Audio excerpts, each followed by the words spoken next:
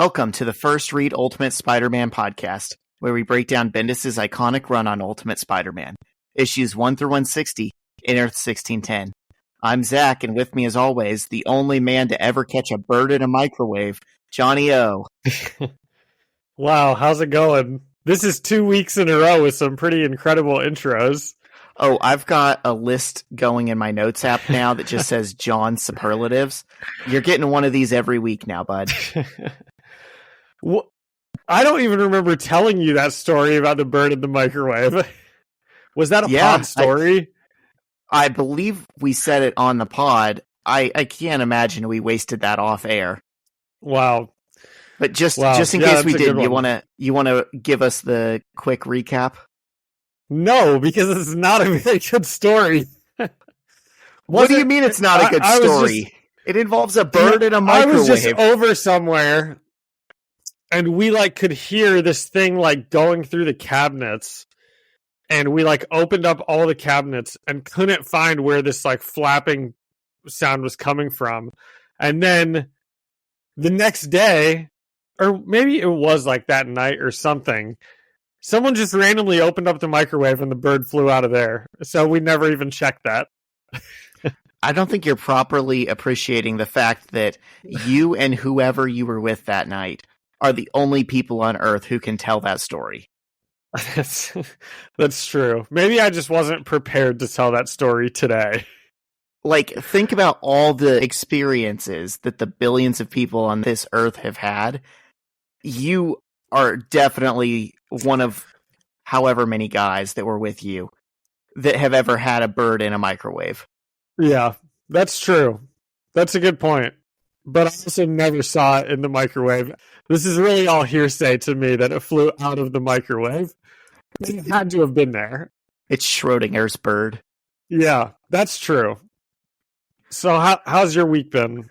I know it's only Tuesday, so it's only been a couple days since we spoke. Yeah, I feel bad for the listeners because nothing has happened, but also that's probably good for the listeners if they just are interested in the issues. Yeah. I was looking through the time codes the other week, and I was like, maybe I do ramble on a bit too much about every single thing at the beginning of the issue. Isn't it funny? So I actually do longer and longer. I know. And what really made me think about it was I used to love the Scrubs podcast. Have you ever heard that? I didn't watch the show, so. Yeah. Well, I did watch it, and that's why I liked it, because they talk about the episodes, and then it got to the point where they just talk to each other the whole time, and that's fun still, but it's not must listen to podcasts, because I want to hear them talk about the episodes that they made. And that made me feel bad about what you said the other day, where I'm like, they can listen to us talk. So I'm trying to be better, Zach. It takes two to tango. I definitely was filling up a lot of that time too. And here's the thing. We can still do it. We're still going to do it. Maybe it might be more packed in towards the end of these episodes. Yeah. I do have some stuff for us to gab about at the end that I think you're going to enjoy. All right. I'm looking forward to it. Do we want to throw it over to the Better Business Bureau and then get into these issues? Send it over. Let's do it. Every business says they're better. But the ones that earn and display the BBB seal back it up. It instantly identifies businesses that are committed to operating with integrity, honoring promises, and telling the truth. Makes you wonder why every business doesn't have it. So look for it, because it's looking out for you. That's why it's the sign of a better business. And find a better business anytime at bbb.org. All right, and we're back. 5 minutes, we're already into the issues. It's a new record. Yep. And okay. John, you're actually starting us off this time. For the longest time. It's kind of fun. I know. I've been doing our first issue. And yeah. Today you're kicking us off. Well, I appreciate you giving me the first issue because the second issue is a double issue. So I was trying to be conscious of that because I knew that you were. As soon as I looked and I saw that the second issue was a double, I was like, "Oh, Zach was being nice to me." I know the last few double issues we've had, I think you carried the weight for it. So I was like, I got to do this one. Yep, team effort. Okay, so issues 49 and 50, and Zach, I don't really feel like reading the previously, but can you give us a previously, just yourself? Kingpin's back, baby. That's Vote true. Sam Bullitt. Yes, okay, that's the other thing. Yeah, and Sam Bullitt is running for office or something, and yeah. Is there anything else we need to know? Peter Parker is Spider-Man. All right, I think we covered the highlights. Okay, so issue 49, excuse me, this one is called Hero, and we get Spidey and Kingpin on the cover. And, man, do you like the way Kingpin looks, or do you not? I just really can't decide. Like, In that cover? Just in general. Just He in looks general. like a Buddha statue on the cover. Yes, he does. Yeah, that's true. Because I do like the way he looks, but sometimes Kingpin just looks so goofy. I had a theory before the Daredevil show came out. I think I maybe tweeted this at some point. I really wanted the MCU's version of Kingpin to change how he looked, because I thought it's kind of an old and overdone and maybe offensive trope that like fat people in fiction are almost always evil. It's like a visual indicator of like excess and gluttony. Okay. And I feel like that's maybe insensitive to people. And I also thought, wouldn't it be cool if a modernized take on the Kingpin was he's still bald and he's like a powerful businessman, but he's skinny and there's an easy comparison to Jeff Bezos. That'd be good. Isn't that just Lex Luthor, though? Yeah, then I realized that problem. And then also the guy whose name you know, but I don't, who plays him in the MCU, he just did such a good job. Vincent D'Onofrio. Yeah, he's great. Yeah. So Okay. maybe that idea wasn't great, but that for a while that was my working theory on how I think that is Kingpin a good one, should though. look. Yeah. I like it. It's a good reimagining. Yeah, but you're right. It basically is Lex Luthor. So we open in a parking garage, and J. Jonah Jameson is walking out of the Daily Bugle, into the Daily Bugle parking garage. And Kingpin's three goons, Ox, Fancy Dan, and Montana, are waiting there for him. Yep. And they've already beaten up someone. Is this J. Jonah Jameson's driver, are we to assume? That's what it looks like. I didn't realize Mr. Jameson had a personal driver. And he's just waiting for him in the parking garage every day. It's like his I guess that's 8-hour gig. guess that's how it works. I mean, we don't really have an idea for the scope of how big the Bugle is. Like, it kind of feels like the Daily Beast, but who knows? He might be the editor of the New York Times in their universe. So maybe he's got more money than we think. Yeah. So J. Jonah Jameson sees this, and he looks pretty shocked and terrified just right away. He doesn't say anything, and the goons, or the enforcers, they give him a little bit of ribbing because he's speechless, and they've never seen J. Jonah Jameson speechless before. And Zach, I know you always do a really good Fancy Dan impression. I don't even know if I've ever gotten to do one, so I'll give him my best. I'd never seen that before. Someone actually struck speechless. That was good. I might have to retire the voice and make you do it now. And the goons kind of take turns pretending to speak for J. Jonah Jameson, just saying kind of like, what do you think he's thinking? Well, we wouldn't know because he's speechless. And then Montana says, I think it might be something along the lines of, please don't kill me. And that scathing editorial in this morning's paper connecting Bullet to so-called organized crime figures in the city, even though I didn't name Wilson Fisk by name, was a huge mistake. And then Fancy Dan takes over. I mean, if I knew for sure just how powerful Sam Bullett's friends were, or how important he was to Kingpin, this is like a baby voice, I feel like. I would have never, ever done that. And so anyway, they're just kind of joking around with them. And then we see a voice off screen, and he says, I was all proud of myself for thinking of sneaking into this garage and giving Jameson crap, but how clever of an idea could it have been if you guys thought of it too? And of course, it's Spider-Man. And the goons start blasting, and Spider-Man is using his spidey senses, and he's dodging out of the immediate danger, and he's jumping around, dodging bullets and beating up goons. And J. Jonah Jameson just looks pretty terrified during this whole ordeal. And I wrote here, Zach, that you can tell he's having an epiphany. You think so? Well, we wouldn't know. Maybe not. He's speechless. He actually still hasn't said anything. Yeah, he truly is speechless. Or maybe he said something, but not a lot. I don't think he has yet. Yeah. So Fancy Dan, with all the Spider-Man's flipping around, Fancy Dan accidentally shoots Ox in the leg before Spidey gives him a punch. And then Fancy Dan and Montana get webbed up, and Spidey kind of goes on his little rant that we've heard him say in the past couple issues, which is like, how are you guys never in jail? Is Kingpin that connected that you guys just always get out of? And I think at this point it's a running joke. Yeah, definitely.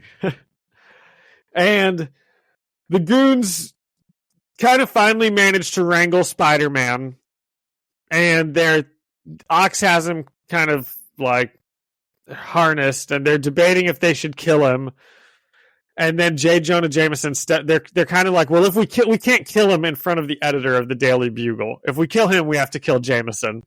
And then Jameson kind of steps in with a tape recorder, and he's like, and he calls the goons out by their names, and he asks them how long they've worked for the Kingpin. And J. Jonah Jameson's actually doing some investigative journalism. This is a treat, Zach. I know. And the goons focus on J. Jonah Jameson, and Peter wedgies Ox to escape, and then he bonks Fancy Dan and Montana on the head.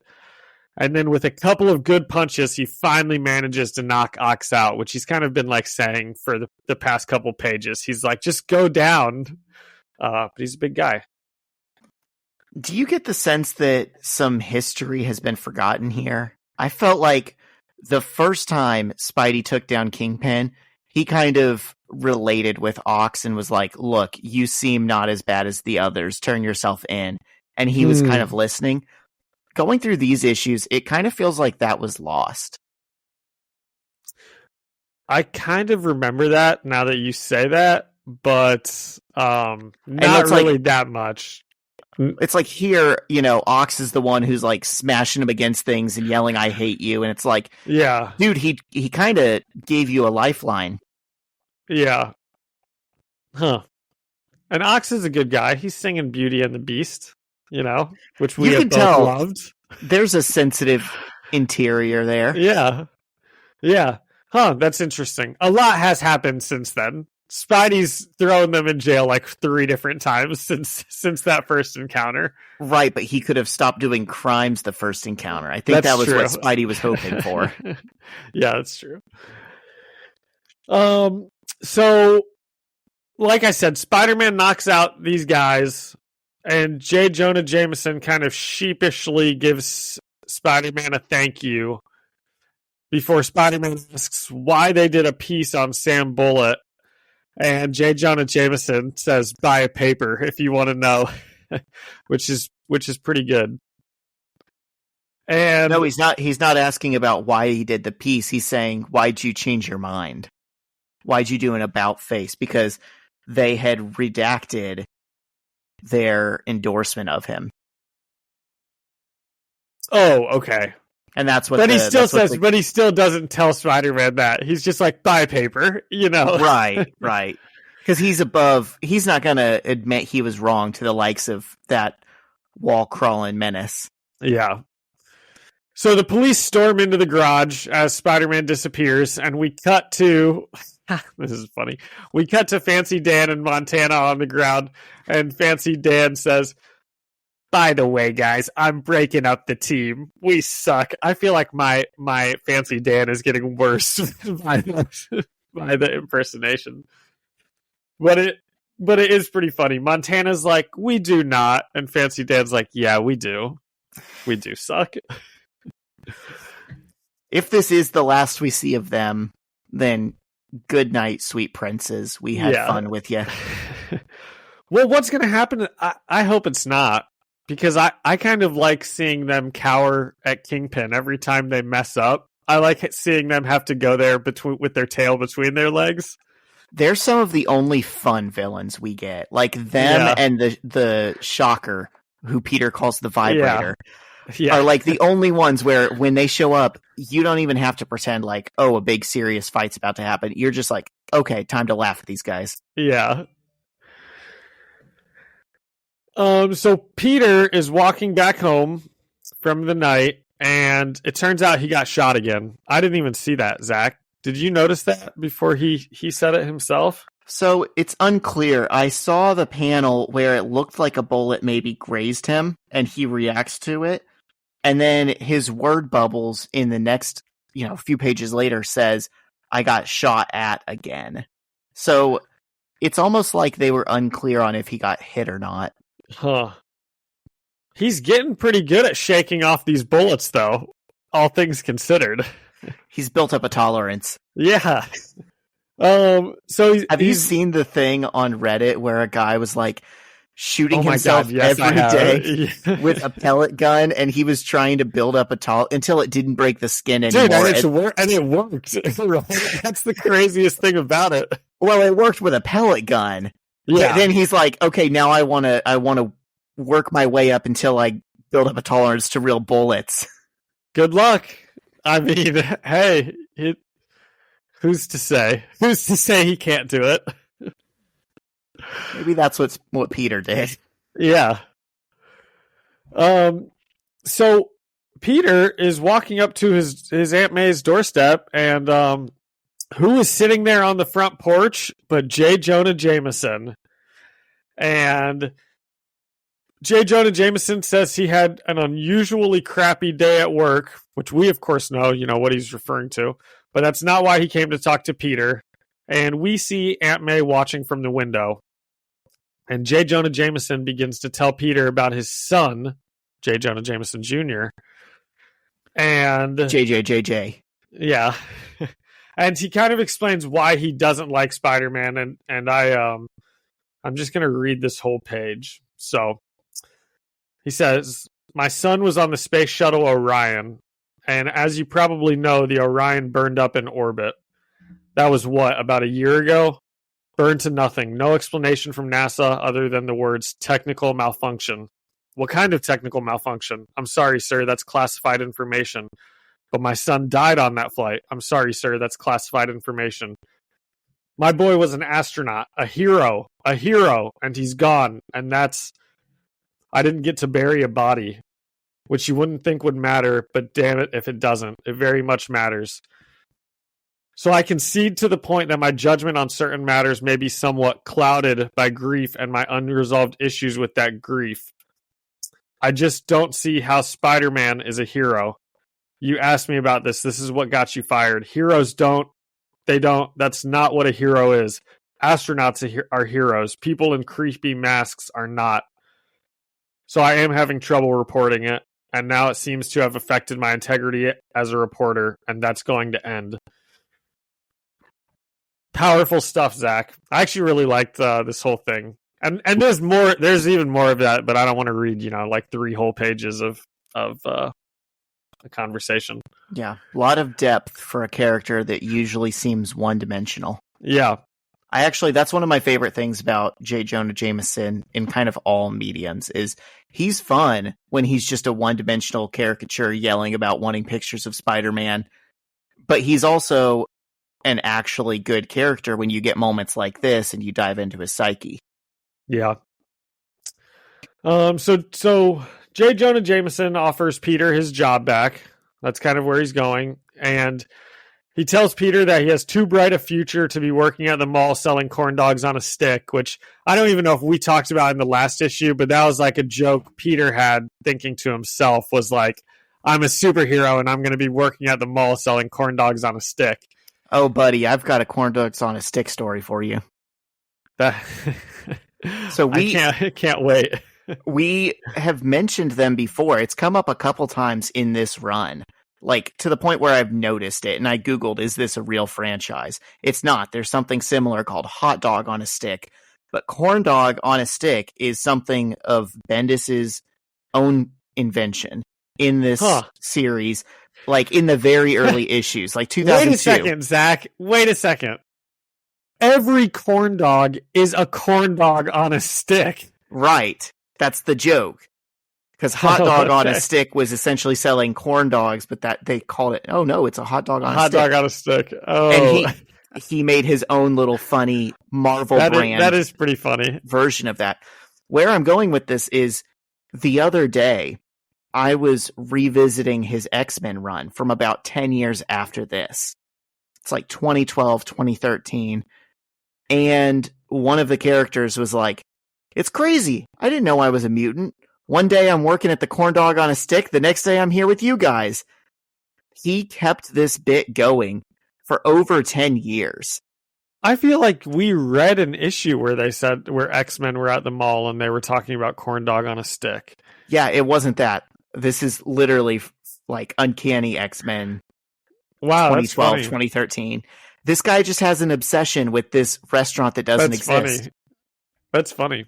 We'll have to get some corn dogs sometime, and I know, for an episode. I know, it sounds good. Kind of craving it now.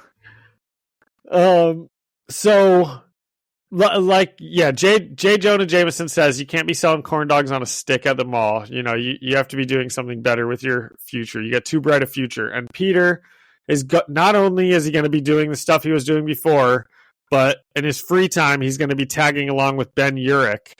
Because J. Jonah Jameson wants him to see how the city really is. And as J. Jonah Jameson walks back to his car, we see Peter smile.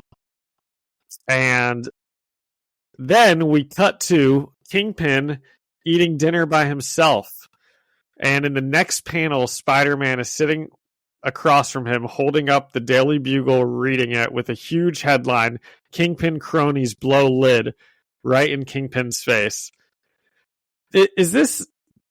Are we to believe that Spider-Man just swung into this restaurant that Kingpin was in between that like second? Or is this like, I don't know. Is it well, it's not that it couldn't happen, but it's just, we just saw Spider-Man try to get to Kingpin and he couldn't get through the glass and couldn't, get to him. So it almost seems like it's one of those, I don't know. It reminds me of like the Billy Butcher Homelander scene where sometimes you never know if they're actually talking or if they're... Oh, if he's like, imagining this? Yeah, I don't know. I know that's not what's happening, but it's kind of just what it reminded me of. My take on it is this is a restaurant. This is some rooftop restaurant. It's not in Kingpin's building. So the glass would maybe be easier. The security would be lighter. And I'm thinking he like dropped down from a ceiling panel or something. Okay. Because we don't see that the window can open or did open, but I think he didn't have any trouble getting into this restaurant. Yeah. And if it was in like Fisk Tower, he maybe would have. And I don't even know if Kingpin even noticed him until he says, you know what my favorite part of the paper is? Well, today it's the headline, but I like the gossip column. And that's when Kingpin looks up and he sees this big headline about how his cronies blew their lids right in his face. And Peter and Kingpin have a sit-down chat, and Spider-Man and Kingpin do. And Spider-Man tells him he doesn't understand how everyone still lets Kingpin do whatever he wants, even though everyone knows he's a murderer and a liar and a thief. And Kingpin, all I wrote here is Kingpin tells Spidey a scary speech, but maybe I should read that. That's probably, otherwise I probably would have written more. But let's see. So Kingpin says, Oh, that's right. I was doing this in a great D'Onofrio impression in my head when I was reading it, but I'm not even going to try. He says, well, I want to hear you try. Oh my gosh, it's going to be so bad. Well, young man, I'll tell you what you see. You see the face of a man that will one day find out who you really are. Okay, I don't want to do it anymore.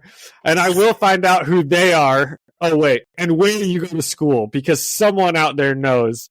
And I will find out who they are and who you are. And when I do, I will personally come over to your house and I will teach you exactly what I am. And Spider-Man says, are you hitting on me?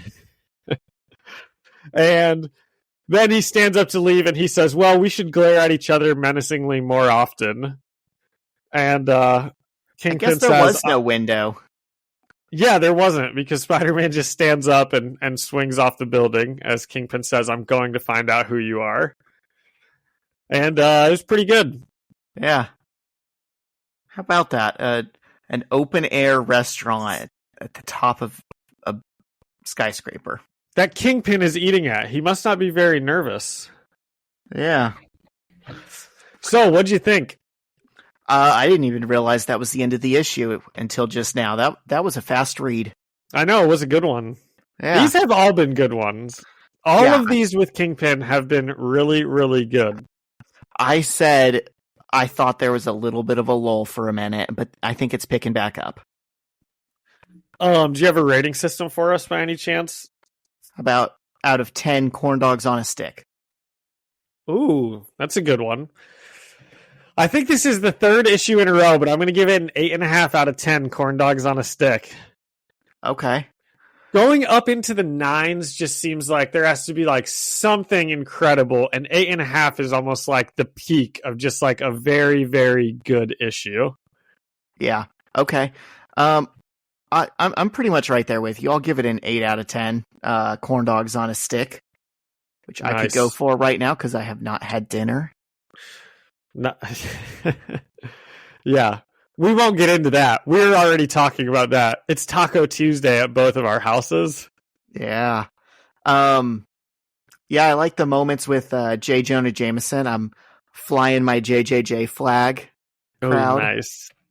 Yeah, there were a bunch of good moments, or just good like talks in this one. You know, the whole scene with J. Jonah Jameson in the parking garage having his epiphany, I liked, and then you know his talk with Peter, and then Peter gets his talk with Kingpin. It just goes like scene to scene, and all of them are just interesting. Yeah, I will say you gave it an 8.5. I gave it an 8. I'm deducting a 0.5 point for the Ox wedgie. Oh yeah, I just skipped over it. That's so demoralizing. How are you going to give a grown man a wedgie? I don't care how bad he is as a supervillain. There are some lines you just don't cross. He had to get out of it. It was his only chance. It really wasn't. That seems like a Spider-Man thing to do. He was showboating. You know, like we wouldn't expect Iron Man to do that, but Spider-Man would do that, I think.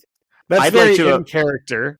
I'd like to imagine a world where none of my Marvel superheroes are giving wedgies to the supervillains. Okay. I don't know. It was just too silly for me. And so what's that go down to, an 8 or a 7.5? It's that an 8. Okay, yeah. That's what took it down to an 8. Okay. Yeah.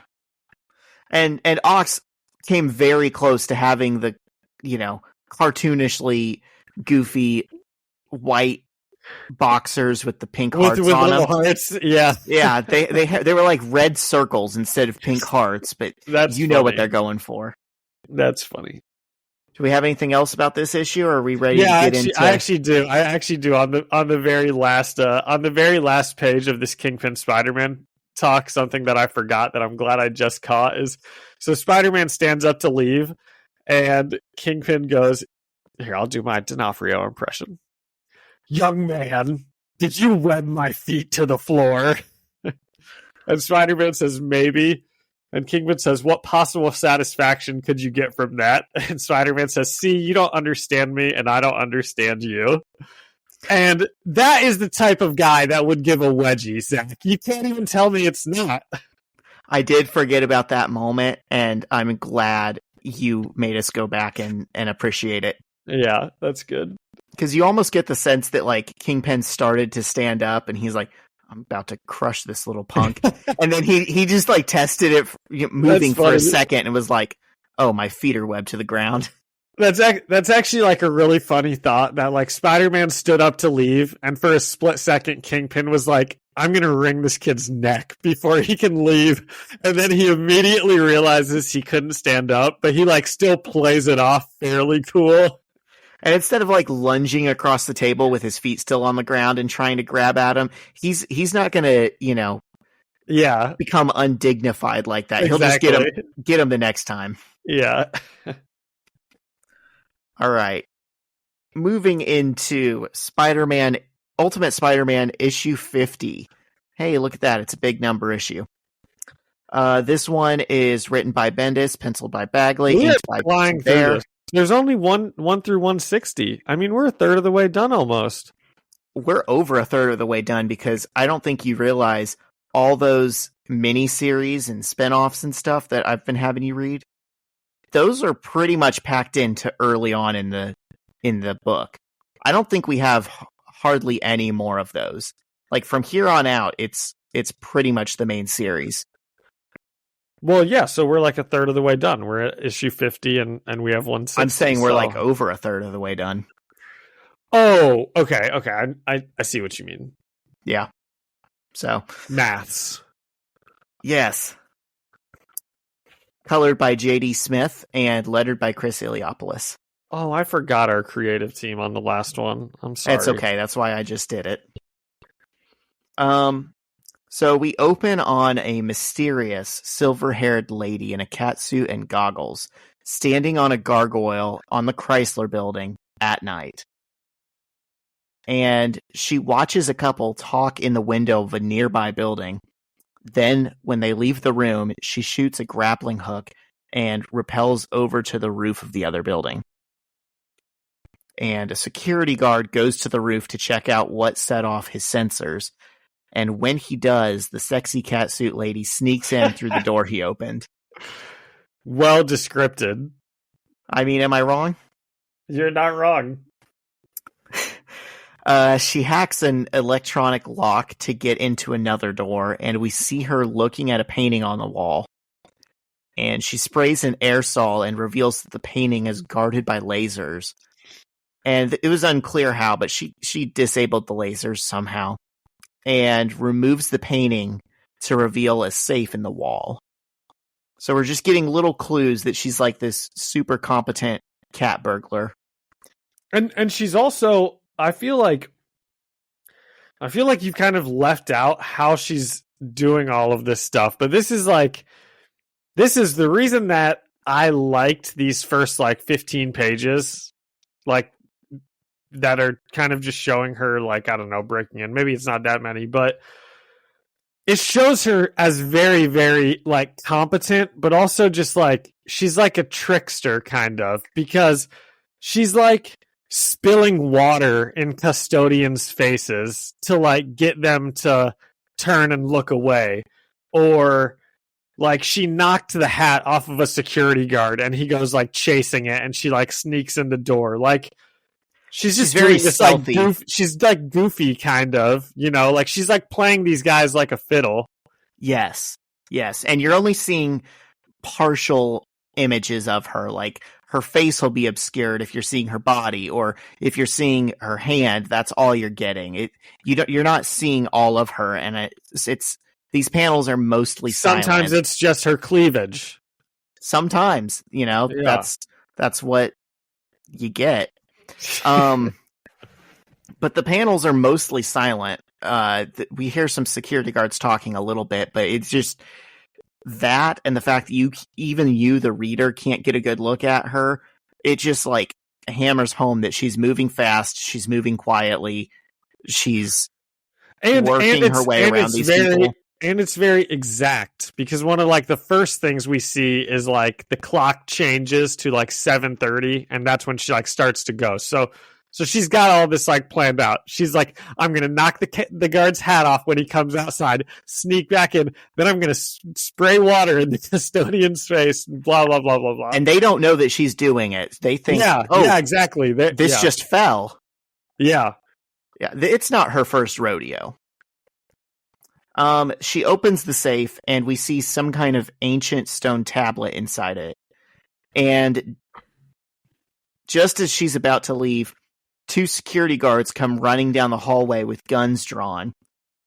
And I'm just going to start calling her who she is. Black Cat clings to the wall above the doorway. She's got like claws that she can dig into the drywall. And when the guards come in, she trips them from behind, which makes one of their guns go off and hit the sprinkler system. And they still don't even know she's here. It's a very Rube Goldberg way to steal stuff. Yeah, that's actually like the best way to put it. I would have never like came up with that phrase, but yeah, that's exactly I just came up with it now. Because, I mean, you could just see her like throwing a little marble down the staircase, and then like 10 minutes later, yeah, it does what it's supposed to. It like somehow hits a button to unlock the door or something. Like she's just thinking like that. She uses this diversion to make her getaway back onto the roof and fires her grappling hook back at the Chrysler building. When Spider-Man comes up behind her and says, "Hey, what exactly are you doing?" And she turns around and we see our first full panel of her. And she's a smoke show. She's a bombshell. She's hot. Yep, well said. And Spidey says, "Wow, you are a considerable step up from the usual riffraff I find sneaking around rooftops in the middle of the night." And I feel Black like Cat? This is she is. Wait a minute. Let me try to think of this person's name, because she was in the Andrew Garfield Spider-Mans. Was she?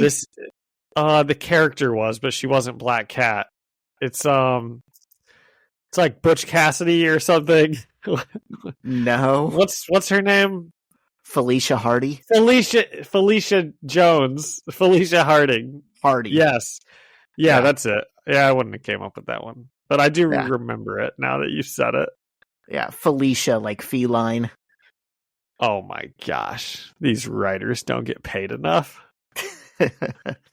Well, these writers didn't come up with it. They're just adapting a character that already existed. But yeah, I agree. I like her as a character a lot. So Black Cat jumps off the roof, and Spider-Man jumps after her, but sees too late that she actually clung to the side of the wall right after she jumped. And she pulls herself back onto the roof and starts running the other way. And Peter's web shooters malfunction, and he starts actually falling. And he's like panicking for a second, and then I think he clings to the wall to stop his fall and jumps back onto the roof. And he makes some comment about, "Good thing I remembered I had superpowers." And he's back to trying to stop her. But she moves fast and beats the crap out of him. Not like hard, but like her fighting style is kind of like her stealing style. It's very finesse. It's like she's using his momentum against him and then hitting him and stuff. Sometimes I feel like when Spider-Man, maybe especially when he has to fight a pretty lady, he gets too close to them without being ready to fight them, you know? Like he like jumps like 1 inch away from her and he's like, "Okay, lady, you know, let's cut it out." And it's like, dude, they're just going to hit you, you know? He was not prepared at all to actually throw a punch. Yeah, exactly. Yeah, and she knows and she takes advantage of it. I don't think she could be a match for him at full strength or whatever, but I think she gets him pretty good by surprise here. So she basically, you know, knocks him to the ground. And she says, "Crossed a Black Cat, 7 years bad luck." Incredible. And jumps off the roof and disappears into the night. Later, we see Peter studying in his basement with and MJ. She steps on his face as she runs away. That's just rude. And there's the artist's thinly veiled fetish creeping its way into the story. Later, we see Peter studying in his basement with MJ, but he's clearly still thinking about what happened earlier. And Mary Jane says she gets that he needs time to decompress from his Spider-Manning, but he never does, and that's why he ends up just sitting there and spacing out. And Peter sarcastically says, okay, and Mary Jane says, yes, now I am an expert on superhero psychology. And she's playing around with his web shooter and accidentally shoots it off and hits the ceiling. And I only bring that up because it's a real cute panel. And he asks, why is that a cute? Why is that? I think this whole conversation is cute. It is because Peter's just sitting there, not really talking, and then Mary Jane's just like, "You're being Spider-Man in your head again." It's like she does like know him pretty well at this point. You know, she can see she's exactly right. what's like going through his head. She's right, and at the same time that she's like saying these deep truths about his psyche, she's just kind of fiddling with his web shooter. Yeah. It's just cute. We'll cut this if you want to, Zach, but here's just a question for you. Maybe on the after hours pod, you could leave this in. But this cute panel, it sure does look like a... Okay, we're going to get to it. We're going to get to the sexiness of it all. There's an issue later on, much later on, that I'm not looking forward to covering. Where I'm convinced it was made because Bagley drew them so often, like, oh, these kids are right? Like, they're when we're not right there watching them, they're all the time. And I think Bendis had to make an entire issue to explicitly say, we're not, but we're thinking about it, but we're not. And I feel like this is one of those moments where Bagley's like, yeah, they would be. We can cut all that. Yeah, there's no after hours pod. I'm letting see the light of day. Yeah. All right, so Peter tells her, honestly, I was thinking maybe I should put the costume away for a while and be a normal guy. And he asks Mary Jane what she thinks about that. And she tells him she would actually prefer it if he was with her and safe instead of being above the city fighting supervillains all the time. And Peter says, I didn't know you felt that way. MJ says, listen, I'm not saying I want you to stop being Spider-Man. You do what you have to do. You asked me what I would think if you did stop. And Peter tells her he's just thinks it would be nice to not have to worry about getting hurt. And he mentions his web shooter malfunctioning and how he almost died tonight, which surprises her. And he says he doesn't even like fighting anyone, except maybe Norman Osborn. And he tells MJ what he really wants to do is go on a date to the park with her, which was sweet. He says, you know what? I don't want to talk about me all the time. I'm sick of me. What's going on with you? Are you okay? Are things better with your dad? And I was so proud of him in this moment. Our guy is finally learning. Yep. He leveled up. Good for you, Peter. Yeah. It only took you 50 issues. Mary Jane says no, actually, she hates her dad, and he's still cheating on her mom. And then Peter says he'll never cheat on her. And they say they love her. And John, I can't help but notice he says that they love her. Yeah. They say they love each other. Okay. Sorry. I can't help but notice he brought up the, I would never cheat on you. Right after he met this hot cat lady that he couldn't stop thinking about. Oh, wow. Huh. I didn't put that together. I did put together that it's just kind of a goofy thing to say in general when someone's like getting cheated on, just saying like, I'd never do that to you. Right. But ooh, wow, maybe he's got a little bit of a mental guilt going on in there. She was showing a lot of cleavage on the rooftop. A lot. I think that's her backup plan. If she ever gets caught, it's a distraction. Yeah. Which she did. And it was. And it worked. Yeah. If she ever gets caught by a not 15-year-old boy, it might work a little less. We'll see. So Mary Jane abruptly asks him if he thinks they'll get married, and Peter says he thinks they will. Which is so cute. They're so dumb. It's very cute. They're idiots. They're like sophomores in high school. They're meant to be together. Sure. Peter Parker and Mary Jane Watson. Yeah. I'm sure these two will get married. Okay, good. Thank you. Yeah. And of course, that starts them making out when Aunt May comes to the doorway of the basement and calls for both of them to come upstairs. And she says, "Your father's here, Mary." And we see a look of panic on MJ's face. And Mr. Watson is standing in the kitchen holding Mary Jane's diary. John, when you saw this, where did you think it was going? Okay, so for sure I was like, certainly she will have written about Spider-Man in this, but certainly she won't have, because that's not where the story is about to go. Yeah. But, did you remember that we've seen the diary before? No. But when it got read, I did remember that we had read that part before. Okay. About like the bridge. Yeah. But no, I don't remember where we did see it. I don't remember what issue, but I remember it happening. Yeah. So we're dancing around it. Aunt May says, "You should do this at your own house." And Mr. Watson tells her, "I would, but this involves both Mary and Peter." And May says, "Fine, but you should do this." And then this cuts her off in her own kitchen by raising his hand and saying, "May, please." And he says he was reading her diary, and Mary Jane storms away yelling, "I hate you." And then Mr. Watson turns his attention to Peter and reads him the passage we saw MJ writing several issues ago. And it says, "I almost died tonight. Oh my God, I almost died. If Peter hadn't been at the bridge, I don't know what I would have done. What if no one found my body?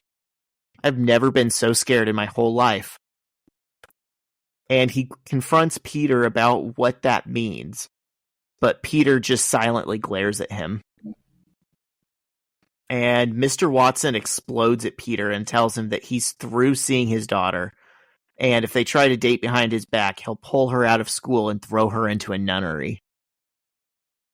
And he's getting pretty animated at Peter. He's getting pretty in his face. And Aunt May steps in and says, "Craig, get out of my house or I'll call the cops. I mean it. Get out." And he leaves, and Peter makes up a story to May that Mary Jane slipped and almost fell off a bridge, and he caught her by the wrist. May asks him, "Why didn't you just tell Craig that?" And Peter says, "'Cause he's a jerk." And May agrees that he is a jerk, and then says, "Just stay away from their house for a few days. I'll talk to her mom and see what happens." And Peter asks if she thinks he'll hurt Mary Jane, and May says no. But then we see her maybe start to think, and she goes and gets Gwen and tells her to put on her shoes. And she says, "We'll walk by their house, just casual-like, and if we hear anything, we'll call the police." So May and Gwen leave, and Peter starts thinking to himself that Mary Jane really is more bothered by the bridge incident than she's ever let on to him. And he feels bad that she has no one to talk to about this, but is glad that she didn't write in her diary about him being Spider-Man. And he looks over at the TV and notices a news report about him, so he turns up the volume. And the report shows footage of him chasing Black Cat across the rooftops, but presents it as if they're partners in crime. And Peter thinks to himself, that 7 years of bad luck starts right now.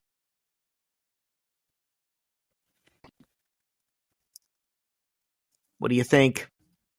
I have a lot of thoughts on this one. Okay. So some stuff I didn't want to interrupt you on those last couple pages. The conversation with Aunt May and Mary Jane's dad, you know, Aunt May's trying to cut him off a lot. And then eventually, like you said, she kind of just snaps at him and throws him out of the house. But then I also really like the way she just like grabs Gwen and she's like, come on, we've got something. You're coming with me. And Gwen's like, what is going on? And she's like, get your coat. It doesn't matter. Like, you know, so you have said it before, Zach, but Peter does have these like amazing women that just like immediately upend whatever they're doing to like help him, you know. And obviously she's doing that for Mary Jane also because, you know, Mary Jane is not safe probably at the moment, but. And there are more coming. I'm so excited for that. There are literally characters I can't wait for you to meet. Okay. And then like more female characters? Yeah. The one I'm thinking of, definitely. And then what happens just right at the end? Man, these news stories, they do kind of annoy me because how many times are we going to go through this with Spider-Man? He's not helping the villain. Like, this isn't even the Daily Bugle anymore. They've got to be smarter than this to, like, every single time be like, it turns out Spider-Man's a bad guy. He was breaking and entering with this criminal. Who would have thought? Also, I hope this doesn't come back to bite us in a day. It's like they got a 1-second clip of them running across the rooftops, but didn't get probably a 10-second clip that they could have got of them fighting each other. Yeah. I agree that is pretty silly. But all in all, you know, when I saw the way this one started, and it was like about 15 pages of just like her robbing the place and a bunch of panels, and I didn't really think I was going to like it, but then when you do look at the panels, you do kind of see how she's doing this like fun stuff that's, you know, she's actually got this planned out and like, and then the conversation with Peter and MJ was just really good. You know, I liked that. I thought that was a pretty cute scene. And then we get Aunt May there being Aunt May at the end. So like I said, I feel like I like this more than I would have thought I would have, just knowing all the bits and pieces of it.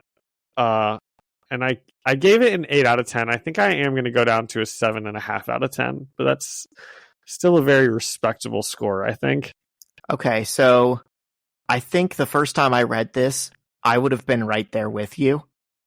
I think I probably looked at this and thought, why is this a disjointed double issue where half of it doesn't relate to the other? What is the purpose of that?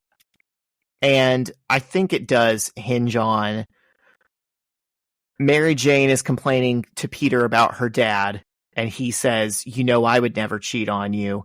And there is that interesting interaction that he's just came from that we saw was even distracting him talking to Mary Jane that's lingering on his mind. And I think there's meant to be a parallel between, you know, would Peter actually be capable of being like Craig Watson? Like, maybe not to that level, but like inherently, is there kind of, you know, something that, you know, he could grow up like that. I think that ends up being the takeaway. I think you're reading into it too much, because I didn't really get that at all, which, you know, means I could not be reading into it enough or something. But don't they start talking? It's not really, I don't know, is Peter so hung up in thought because he met this sexy lady, or is he hung up in thought because he just like tried to confront someone on the roof and they like almost killed him and he wasn't even ready to like fight because he doesn't, and his web shooters didn't work and he almost fell off the building and he's just like, how much longer can I really do this? You know, maybe I'm not giving that moment as much weight as the characters in the book are, because I'm a reader looking at this fictional story, and I'm like, of course, Spider-Man's not about to die right now. Of course, he's not actually in danger right now. But you do bring up a good point that there's a reason he keeps bringing it up, and it's because he was scared. I just don't think that has as much emotional weight or resonance. Maybe the takeaway isn't could Peter become like MJ's dad, or maybe it's to juxtapose the two of them to show that he's not like him. Yeah. But I definitely think there is some connective tissue between what happens in the first half with Spider-Man and Black Cat and what happens in the back half. So do we get more of her? I'm sure eventually. We are about to jump into a 3-part arc that is like specifically about her. Next week. So is that Kingpin arc done for now? I'll say it's on the back burner. Oh my gosh. It's a long game. Darn it. I've said it before. He is like maybe the most persistent villain in this whole series. It feels like he is always a thorn in Peter's side, and Norman Osborn is always a thorn in Peter's side. Okay. I can have them come back every so often. Yeah. But they just had dinner, and now he's just going to be like, all right, I'll deal with Kingpin. We took down his political guy. That's as much as we can do for now. Job well done. Pack it up, boys. Yep. Well, so I don't know what to tell you. One? If I did 7.5, what? And we don't even have a rating system. 10 cheating on Mary Jane Watson's mom. I was going to say 10 gullible security guards. That's a good one. Yeah. I'd give it 9 out of 10 gullible security guards. Out of 10 incompetent security guards. Actually, you know what? That does remind me of, there's something at the beginning of this issue where they're like, one of the security guards is like, should we call the cops? And he's like, we don't need the cops. We're here. The cops aren't any better than us. And the other one's like, yeah, they are. That's why they're the cops and we're the security guards. And I'm like, that's funny, but Zach and I don't like cops. So we're, so these security guards are fine in my book. Next week we're doing a 3-parter. Op and Homie will like it. That's 51, 52, and 53. Gonna see more of Black Cat. I was like, who are you talking about? Oppenheimer. Yeah, that one guy. Okay, 51, 52, and 53. Nice. Well, that'll be good. All right, is that it on the issues? That is it on the issues. What else you got for us, John? I have some stuff that's really going to intrigue our sports fans on this pod. We know we have those. Because this Saturday is my fantasy football draft. So Zach, I thought I'd give you the opportunity to tell me who I should be picking at number 12. Out of a 12. Which I know I've asked you before, but now we're coming up to it. Okay. Who are my targets here? Is there 12 teams? It's a 14-teamer. Ooh, that's brutal. It dries up by like round 4 and 5. Okay, how many of each position? 2 running back, 2 wide receiver, 1 flex, 1 QB, 1 tight end. Okay. Probably the pick, if the top 11 picks fall, how I think they will, I will probably be taking Tony Pollard at number 12. Really? But maybe I'll end up with like Steph Diggs or Nick Chubb or Saquon Barkley. That's who I would like, one of those guys. I am happy with taking Tony Pollard at 12 if he's the one that's there. He's my 12th rated player, so I got him slightly ahead of CeeDee Lamb, who I don't really want to take with that first pick. Is it PPR? Half point. Half PPR. Okay.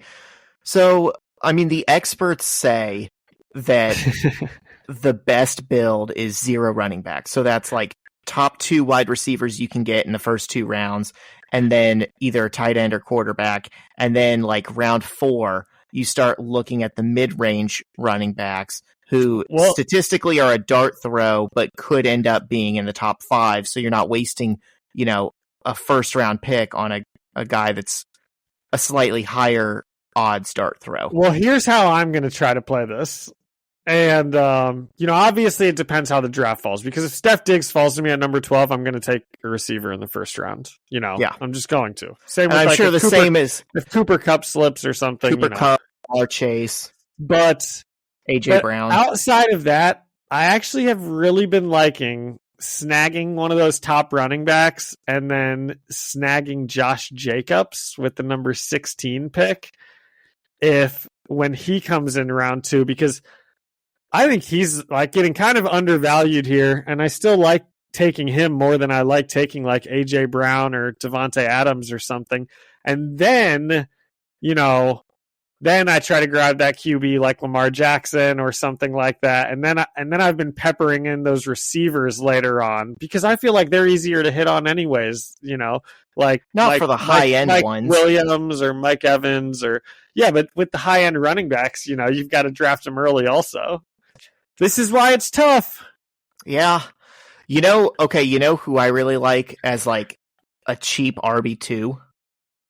Alexander Madison. No. James Cook. Cheaper. Ooh, close. That's who I would not hate getting James Cook in like round 6 or like Khalil Herbert in round 7 or something like that. James Conner, and this kind of worked out for me last year, is just screaming, this is like his last year of his contract. We don't have any other offensive weapons. We're just going to force feed this guy touches. And he's like one of the few workhorse role running backs in the league. They're going to give him as many touches as he can handle and stay healthy. Where's he going? What's his? I haven't been doing any. He hasn't even been on my radar. I haven't been doing any redraft leagues, but he is so dirt cheap because he's like 26, 27 years old. But you look at on the depth chart behind him, and they have no one. And you look at quarterback, and we don't know when Kyler Murray's going to get back. It's like he's not competing for those running back carries. He's not competing with like a committee. The only threat to him is injury. Wow. And I'm sure I'm sure they're not going to be super high like efficiency touches. I'm sure he'll average like 3.5 yards a carry, but like that's just touchdown dependency that you're not going to get anywhere else in those later rounds. So I would go for like a wide receiver heavy build early on and bank on trying to get someone like him if you can. Yeah. Okay. Well, last year, I know your advice to draft Kyle Pitts definitely helped me out. So I'll have to keep in mind Kyle Pitts, baby. Probably be on my team again. What round would you be okay drafting him? Because there's a certain point where it's like, you're not going to pass him up. Like 7. Seriously? I'm not taking him before. No way, because I have him under Evan Ingram. That's the guy where then I'm comfortable drafting Kyle Pitts, because it's after everyone you just know is going to catch passes on their team, and it's before everyone who's just like terrible. Might catch like 2 passes with a touchdown a week. And Kyle Pitts could be any of that, but also he's not going to be, because their QB is so awful. He's so bad. Every time you see a pass get thrown at Kyle Pitts, it's like 4 yards behind him. But Desmond Ridder didn't play with him last year. We don't know how Desmond Ritter's going to throw to him. I already have him in Dynasty. Yeah. No, I mean, I might take him. So when's your draft? We haven't said it yet. We usually get it right before week 1. Yeah. Is it like a live? Do you have people? We try and my redraft league is over, so. No, it's people all online. I've met a few of them, but they're like all in different states and stuff. We've just been keeping this league going. I meant your dynasty. Dynasty, because that's the one you care about, right? Oh yeah, the dynasty is the one that I'm invested in right now. We already had that draft It was remote. Oh, you did? Yeah. So what were your picks? You got Bijan at number 1, Jamar Gibbs at number 2, and Richardson at 4 or something? I got Richardson at 1, Bijan at 2, Gibbs at 3, and I ended up trading the 5th pick for the 7th pick and Mike Williams, and I got Quentin Johnson. Ooh. Because my quarterback 1 is Justin Herbert, so now I have 2 receivers I can stack him with. Oh, nice. So if he throws a touchdown to, Quentin Johnston or Mike Williams, I get double points. Mike Williams is someone I'm hoping to come away from this draft with as a late pick. Not late, but I think he's going to overperform like a 5th or 6th round draft spot. I hope you're right. I've never been a big fan of him, but it felt silly not to take a little extra value and just hold on to that 5th pick. Yeah. Well, it should be pretty fun. I don't know, what you're doing on Saturday. You could definitely swing by and we'll have a bunch of food and we'll have the draft going on. So if you feel like making the drive, you can come, but crash your draft party that I'm not in. Dude, there will be other people there that, there's usually some significant other. There's one girl in our league, and her husband always comes and just hangs out and drafts. And then I think I have got another buddy whose wife is going to be coming by. So there will be people, and sometimes my sister shows up. So you can come by if you want, Zach. We'll have brisket and baked mac and cheese. Ooh, that sounds good. Yep. Are you a big barbecue guy? Yeah, definitely. Oh my God, I love barbecue. I'm hungry right now. Okay, well, do you have anything else? I can let you get to dinner. I don't. Did you have something else? Nope, that was it. If you did, that was it. You can say it. I don't. I wish I did. We got a short episode this week. I know. An hour, 10 minutes. We're getting off easy. And it was a double issue, too. You know what it was? It was all the pictures. Your issue and my issue had several silent pages. Yeah.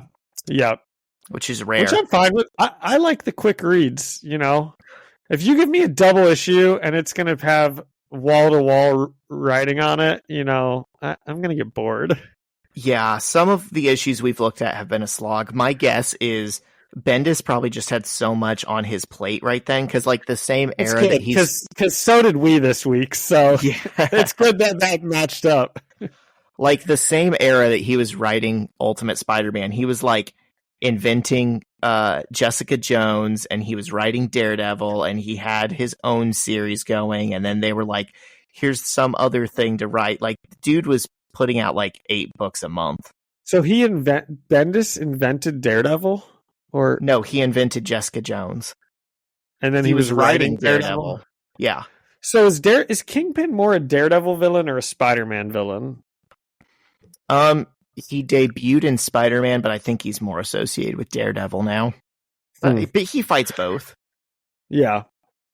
Man, Bendis is a beast. Yeah, he was on one in the early 2000s. I'll go on record and say that. Yeah, I think we have. Yeah. We'll get him on the pod at some point. Let's do it. Listeners, tag Brian Michael Bendis. Tell him to come on the pod. Okay, right. Should I send us out?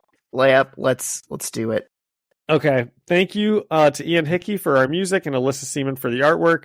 And thank all of our webheads for listening and leaving a review or a comment. You can always find us, the First Read Ultimate Spider-Man podcast on Spotify, Apple Music, anywhere you'd find podcasts. Or you can leave us a comment on Instagram at First Read Podcast. Send us an email at firstreadspidey@gmail.com or find us on YouTube at Ultimate Spider-Man Podcast. See you next week.